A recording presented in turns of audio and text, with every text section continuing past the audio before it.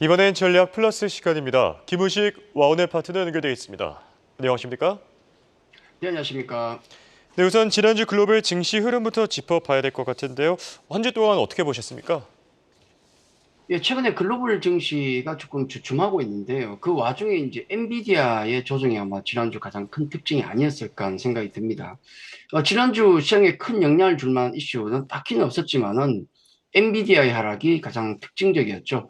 자, 지난번에 엔비디아는 기념비적인 또 성과를 이뤘습니다. 시총 1위를 최초로 기록했고 또 목요일 140불까지 예전 기준 1,400불이죠.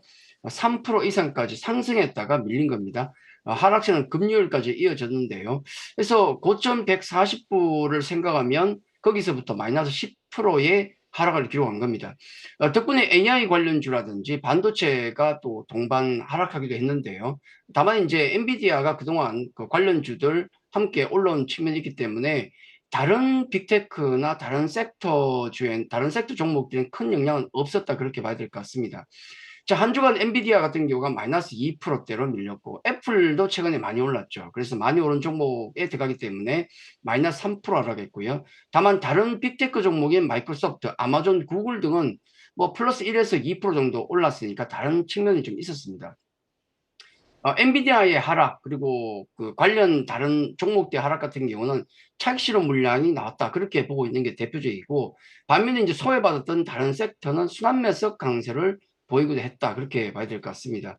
자, 우리 국내 증시도 지난주에 사실은 좋은 흐름도 좀 있었는데 그다지 반응은 좋은 것 같지 않습니다. 왜냐하면 지난주에 2년 5개월 만에 이제 2,800포인트를 찍기도 했었는데요. 코스피가 다만 다른 나라들은 사상 최고치인데 우리는 고작 2,800에 환호할 수는 없지 않습니까? 어쨌든 나름 괜찮았지만은 코스닥 같은 경우는 썩 좋지는 않았습니다.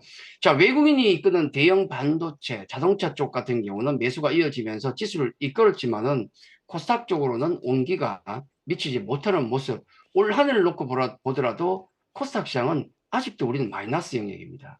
한 주 내내 이제 대형주 일부에 대해서 이제 외국인 매수가 이어지면서 그리고 수출 지표가 좋았던 일부 섹터 종목들 같은 경우가 강하게 올라오면서 집중되는 모습이 많이 보였는데 우리가 ADR 지표 등락 비율에서 보시면 아시겠지만은 항상 보면 올라가는 종목보다도 하락 종목이 많습니다. 확률적으로 봤을 때 네 종목이 지금 하락하고 있을 확률이 높다는 거죠. 어쨌든 이런 제한적인 상승세가 계속되고 있기 때문에 시장에 대한 스트레스는 예전에 했었다. 그렇게 말씀을 드리겠습니다.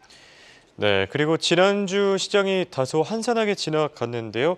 이번 주에는 그래도 중요한 일정들이 많이 예정돼 있습니다. 뭐 엔비디아 주총, PC 물가 지표, 대선 TV 토론 일정들 한 번씩 짚어주실까요?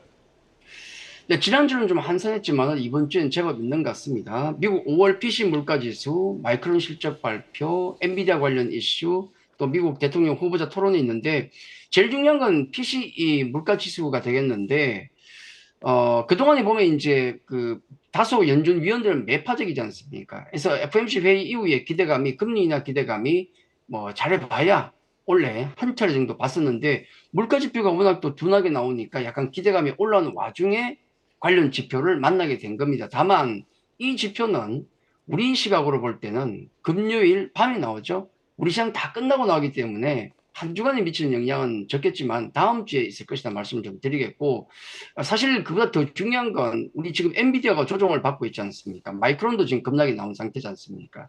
그래서 우리 관련 반도체주를 생각한다 그러면은 이번 주는 마이크론의 실적 발표 거기다가 엔비디아 연례 주총 같은 경우에서 어떤 얘기가 나오는가가 가장 중요하지 않을까. 그 외에 이제 조금 하나를 꼽는다면 아무래도 올해 미국 시장에 있어서 가장 큰 리스크는 뭔가라고 얘기한다면 대선이지 않습니까? 첫 후보 토론이 있습니다. 두 분 다 이제 연령이 고령이기 때문에 누가 실수하지 않느냐, 뭐 기억력 대결이다, 인지력 대결이다 이렇게 하고 있는데 어쨌든 어느 쪽으로 무게가 기우냐에 따라서 관련 섹터에 대한 영향은 있을 수 있다 그렇게 말씀을 드리겠습니다. 네, 끝으로 이번 주는 어떻게 보시는지 투자 전략과 함께 전해주시죠. 자, 이번 주는 6월 마지막 상반기 마지막 주입니다. 근데 시장은 좀 더 복잡해지고 있죠. 외국인이 사고 있는 대형주를 통해서 지수가 2,800선까지도 넘나들고 있지만은 문제는 이제 엔비디아 쪽이 지금 조정이 나오고 있기 때문에 조금 머리 나쁘죠. 엔비디아가 미국 증시에 차지하는 비중은 약 7%, 반도체 전체를 보더라도 10%대인데 우리는 반도체가 30%가 훨씬 넘습니다. 그렇기 때문에 이번 주는 엔비디아와 마이크론 행사에 따라서 주가의 흐름이 결정될 가능성이 높다는 생각이 들고, 뭐 전략을 간단히 말씀드린다 그러면은 역시 외국인이 이끄는 대형주, 그리고 엔비디아 쪽에 영향을 받고 있는 반도체 섹터, 그리고 금요일 우리 수출 지표가 나왔을 때 강하게 움직인 섹터 있지 않습니까? 그런 틈새 섹터 세 분류로 놓고 본다 그러면은 아무래도 이제 1번 대형주와 반도체 관련주는 엔비디아 행사를 중요하게 보셔야 되겠고, 실적 관련해서 이제 다음 이제 7월부터는 또 실적 시즌이 돌아오기 때문에 삼성전자를 비롯해서, 그래서 아무래도 지금은 보유하고 계신 종목들의 실적을 체크하는 게 가장 중요하겠다, 그렇게 말씀드리겠습니다. 알겠습니다. 지금까지 도움 말씀의 김우식 와운의 파트너였습니다. 감사합니다. 네, 감사합니다.